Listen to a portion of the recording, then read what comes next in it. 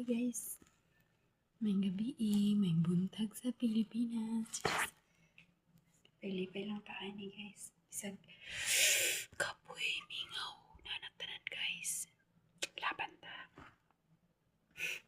Ay guys, ano di mukhaon na ita karon guys kay wala man sila guys. Diri ako sa kwarto mukhaon kay mahadlo ko sa gawas ako ra isa.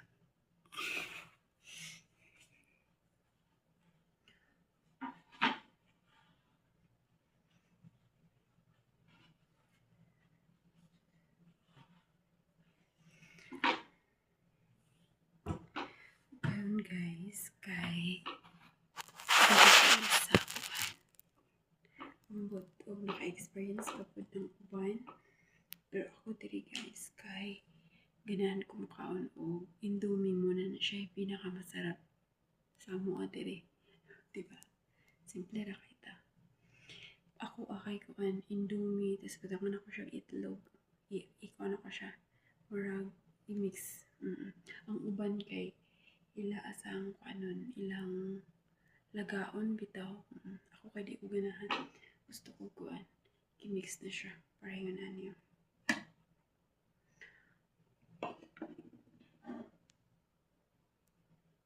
Solve ng panihapon, di ba? Natawag kinarty kay ubun sa inaam. Orchid para kuan. Para tawag ni makasurvive ta. Bitaw, di ba? Laban lang jutaan guys. Kay mo rin lang kinabuhi at least. Piskay lang atong mga kinikanan, igsuon. Di ba? Mga nabilin sa Pilipinas. Okay lang sila.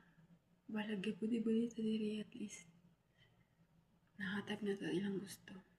Diba? Pag makita nimo imong mga mahal sa kinabuhi nga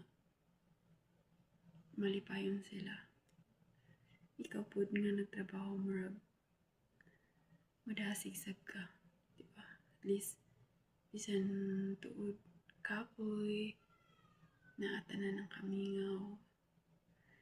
Pero makita nimo sila nga malipayon, parang mawala ka dyan imong kakapoy, kamingaw, di ba?